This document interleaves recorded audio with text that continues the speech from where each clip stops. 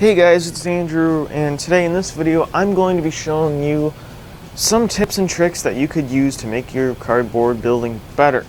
And a lot of these tips are magical amazings, and I'm going to show you them in this video in case you don't know who that is and you know who I am, which is pretty impossible because about 90% of my viewers are magical amazing viewers. That's kind of depressing to think about. Anyway, let's get into the tips and the trickaroos. So the first tip and trick is actually pretty simple, and that is to use different thicknesses of cardboard.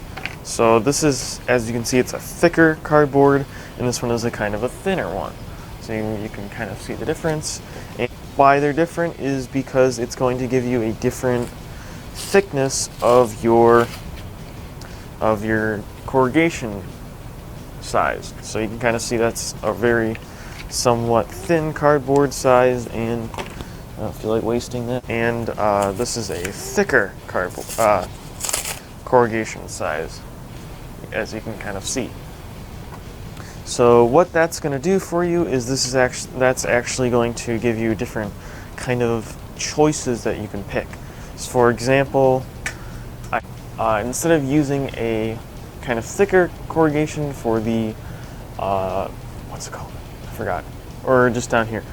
Instead of using a thicker corrugation for the grip, I actually use a thinner one, and it gives me a more, not professional, but more of a creative, interesting look.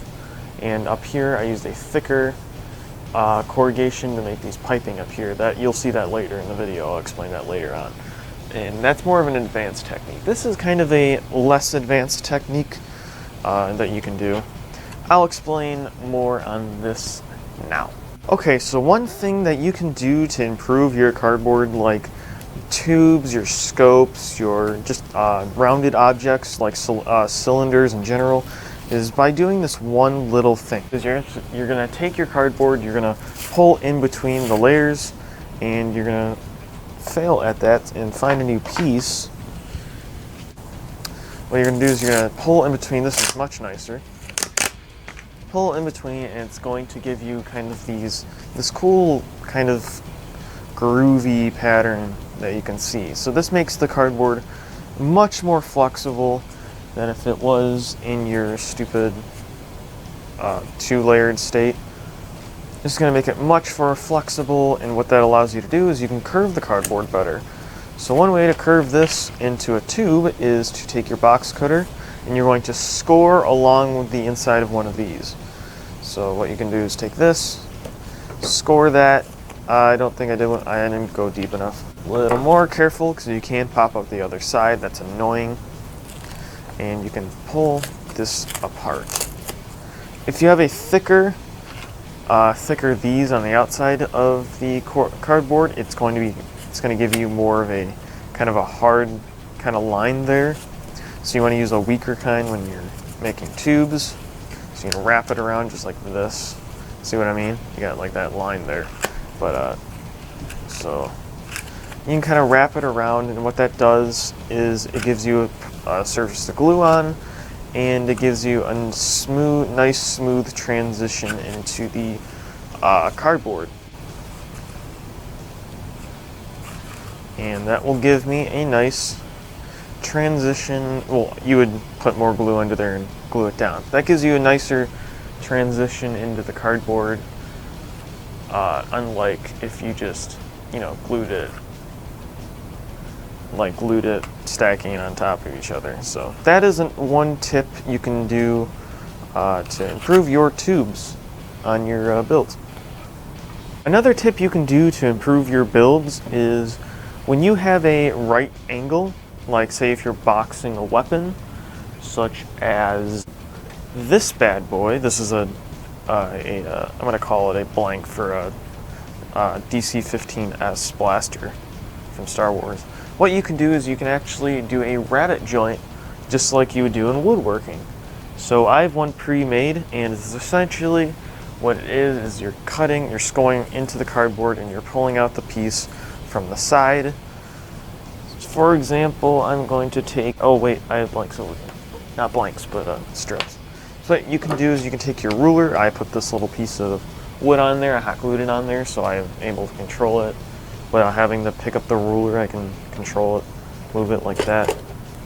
I can take a pencil. Use pencil when you're doing this because if your pen runs out, pen's not always going to leave a straight mark. It's not going to leave a continuous mark. It's going to kind of dot, and when you're writing, it kind of stops writing. You're just like, oh, okay, and you have to, draw on the side of the stupid paper or the corner just to get to work again. So what you're going to do is you're going to take your ruler, you're going to offset it from the side to offset it to about 1/2 centimeter, or probably like a 1/8 of an inch, a 1/4 of an inch from the side, a little bit less than a 1/4 of an inch. Use one of these blanks, and what I'm going to do is I'm going to glue this blank onto here. So what you're doing is you're creating like a rabbit joint. So you're going to take this piece, this is the wrong side, you're going to take this piece and you're going to fit it into that rabbit. So that's going to create like a rabbit joint. You're going to create like a 90-degree angle. If you have 1, 2, 3 blocks, you can put them on the sides there and make it perpendicular to the piece here. And what that's going to do is that's going to make it easier to box. Going to make it easier to box, and it's going to make your lines cleaner because you won't see the corrugation. It'll be all covered. For example, if I just glued a piece of cardboard, you would see it on the sides, or if I glued these to the sides, then you would see the you would see the sides of those. You would see the corrugation. This is ugly. Oh, I haven't zoomed in. I apologize. Probably saw nothing. This corrugation is ugly on builds. Hide it as much as you can. So that is also going to go into the next tip. Okay, so here's the scenario. You just finished layering your new 1911, and now you're gonna start adding details. Before you add details, remember, this stuff is really ugly. This corrugation, nobody wants to see corrugation. It's a lot better when someone mistakes your build as a piece of wood. Just saying, that's a compliment in this hobby. So what you're gonna do is, to cover up that corrugation, you're going to take some of this thin stuff. Now this thin stuff you can get from what I previously showed you, where you can actually pull apart the cardboard and you can get this thin stuff, for example. You get this thin stuff. Now you can use the thin stuff and you can use it to cover this corrugation. Now I'm going to take my ruler. Okay. I'm going to take my ruler. I'm going to just cut on this line. I don't really cut with the ruler that much, unless it's like paper or whatever. And what you're going to do is you're going to find the thickness of this. So I'm just going to take the thing, I'm going to move it up to here, and I'm actually going to go in just a tad, just barely go in a little bit, because if you're on the outside, then it's going to give you a rough edge. If you go a little bit in, it's going to give you a better edge. So what you do is you cut. Now you have your piece. What you're going to do is you're going to pick up your piece of paper, essentially, and you're going to wrap it around the piece just like this. And you're going to glue it on. And what this is going to do is, if you're using the bandsaw and white glue tactic, it's actually going to bond these together much better. But if you're just doing individual layers with a box cutter, it's going to cover up that nasty, that gross corrugation. And it also covers up the nasty, gross corrugation that you get from using the bandsaw. Either way, you're getting nasty corrugation. You're going to cover it up with this stuff. So yeah, do that. So next trick, I'm going to show you how to do a thing called piping. So what piping is it's essentially making pipes on cardboard. And you would do this if you're making gutters on like a small house you made. If you're going to make like little 3D details on the side of, I don't know, say if you're making a firearm prop or whatever, like I do. Or if you're going to make a, I don't know, this has a lot of uses that you can use it whenever you're making props or whatever. There's just so many things you can do with cardboard that it's kind of hard to explain them all. So what you're going to do is you're actually going to pull apart the cardboard like I showed you before. You're going to take your box cutter, you're going to run it in between the corrugated pieces, and you're going to get something like this. Now, what you don't want to happen is to have the card cut through the lump and you get this kind of nasty pulling apart kind of gross thing. So what you're going to do is you're going to toss that out, and this should have a nice edge. If it doesn't, one tactic you can use is you can go as far away as the say if you want this piece, you go as far away as you possibly can. I'm going to zoom in on this. There we go. So what you're going to do is you're going to go far away as you possibly can on this one, and you're going to cut right on this. Even if you have to go onto the other one, you're going to cut as far away. So what you're going to do is you're going to pull that off, and then what you're going to do is you're going to do the opposite on the other side and go all the way to the edge on the other side. Now there's two pieces of this piping that are going to be sacrificed. This piece right here, and also this piece. I don't know if you can see that. Oh, this piece and this piece over here. These two are going to be sacrificed. So then now we're going to pull this out. And now you have your piping ready to be used. You can clean it up a little bit on the edges. I just decided to go a little bit different. I'm going to zoom out a little bit. So now you have your piping ready to use. Now you can use a combination square, just like this one. If you can't use that, you can also use a protractor. I happen to have a protractor in here too. And you can figure out angles you want to actually, well, cut. So say if I want to do a 45-degree angle on this piece here, you put your thing here and you mark it. So I'm going to do a 45-degree angle cut on this. You take your piece, you take your box cutter, you find the edge of a table, because your box cutter isn't going to go all the way down. You want to make sure that you can make a cut like this. You don't want to go into it, otherwise it's going to fold this over. What you want to do is remember where you put that line. I'm going to just cut whatever. And cut like you were cutting a piece of steak or a, I don't know, whatever. Like you're cutting something, cut like a serration way, and you're going to cut into it. You're going to cut, and then once you get down to like the paper, then you can cut all the way through. And then do that on this piece, cut down, and then cut through. So now you have a piece of piping that is ready to be glued on. So I'm going to take this. Try not to burn yourself with a hot glue gun. It hurts. I'm kind of immune to it. I'm going to jinx myself now. So what you can do is you can glue that on. And I'm going to make another piece. See, if you push down too hard and it isn't sharp enough, you can actually squish the piece here. I don't even know if you can see that. No, you can't. If you push down too hard, you can actually squish it. So I'm going to cut a little bit before that. And you kind of serration motion, and you cut it just like that. So now I'm going to glue this piece on. And glue that onto here. So now you kind of have a piping effect that you can use on all your builds. I did a short one before this. I actually did this on a podcast. Hey, on my Instagram, I do podcasts. So if you want to check that out, that would be super sick. So yeah, you can make pipes and cool stuff on the side of houses and stuff. So that's how you do that.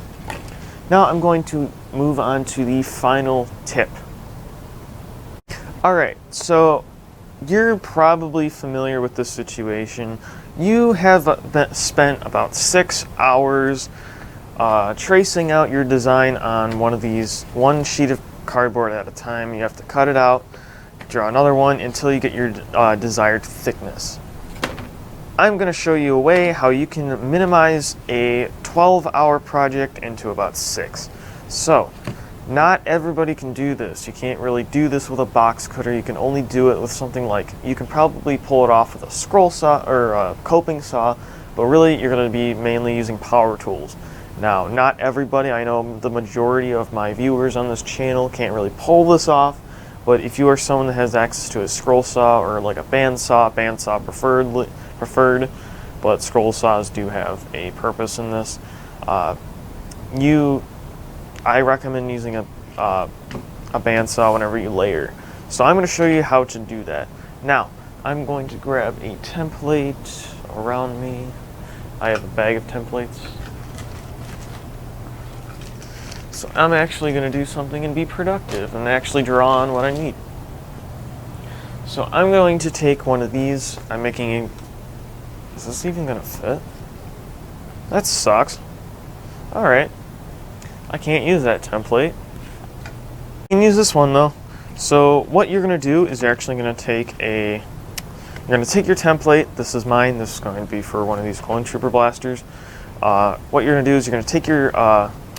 Before you take your template, what you're going to do is figure out the thickness of cardboard that you need for this project, or for your project. Say if you need if you're making a 1911 blank, you would measure out 9.93 on one of your calipers. If you don't have one of these, just about the thickness of a, I don't know, a little bit less than an inch. So this is measuring from here to here. It's an inch. So go a little bit less than an inch, and you should be able to get a good piece on there. So layer it to a little bit less than an inch, and then add a. And then what you're going to do next is you're going to take school glue and you're going to put on rubber gloves. This is what I do, but you can also just wipe it on with a brush or use spray adhesive. That works as well. And you're actually going to put it in between the layers.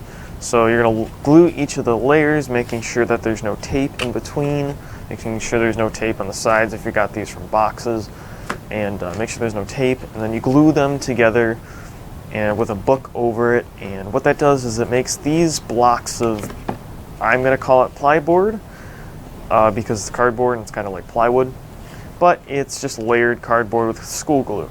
So that, you have these, and then what you're going to do is you're going to take your template, you're going to draw on to here, just like this, and you are going to, now that you have your piece, what you're going to do is you're going to go over to your bandsaw and you're actually going to cut out on these lines with your bandsaw. Now, a few things to note about the bandsaw is it's dangerous. Careful. Be careful if you're a younger person using it, using your father's. Be careful, it's dangerous. You can chop off your finger, obviously. But also, cardboard, it's not as strong as wood, so it's a little dangerous. It could grip.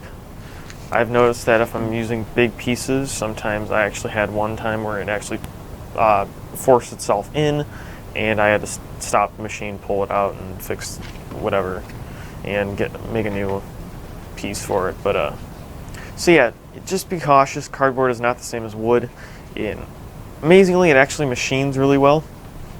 So if you want to use it for if you want to use it like on a bandsaw or a scroll saw, it's extremely easy to use on those. So it does have its positives and negatives. The negatives is you can't actually do magazines. So say if you're doing a layered with a magazine in there, you can't actually do that because you're doing all the layers at once, unless you do all of the layers in between.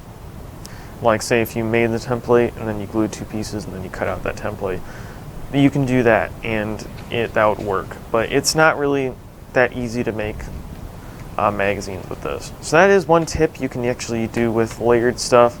I really wanted to get that off there, off to you people, just to note that I actually do that. If you are going to do this, you are going to get lines like this.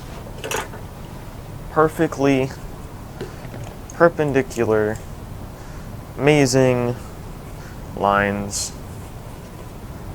perfectly perpendicular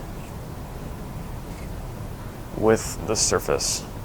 And it is amazing, and it's the most satisfying thing when you have your, when you cut out and you're covering the corrugation.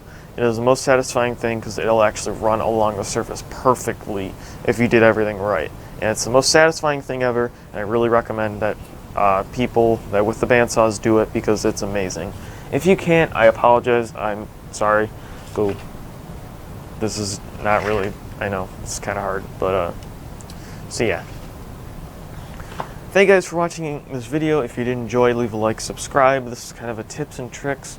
I will post a part 2 if I do find any more that I forgot. Yeah. Thank you guys for watching. If you enjoy, if you find this helpful, comment anything that you figured out. Comment anything that you find that you have a problem with, because it's nothing with the bandsaw though. 'Cause I know that a lot of people don't have access to a bandsaw, and not everybody has access to like these tools. So comment if you have any questions, any of that. I know this kind of video is not as professional as like some people with the jump cuts and whatever. But if you did enjoy, leave a like, subscribe, and I'll see you guys all later. Bye bye.